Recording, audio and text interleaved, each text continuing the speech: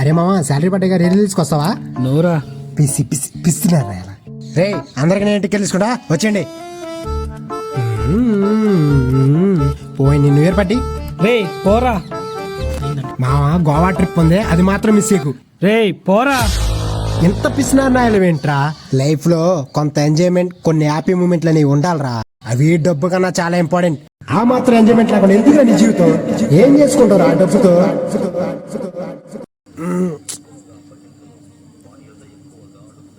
Hello రే మామ, మీ నాన్నకి accident అయిందిరా, త్వరగా హాస్పిటల్కి రా. అవునా?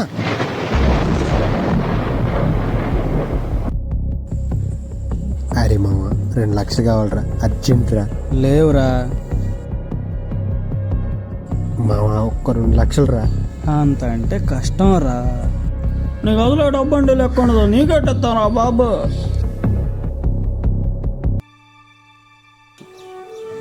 అరే లైఫ్లో ఎంజాయ్మెంట్, హ్యాపీ మూమెంట్స్ అనేవి డబ్బు కన్నా ఎక్కువ కావచ్చురా.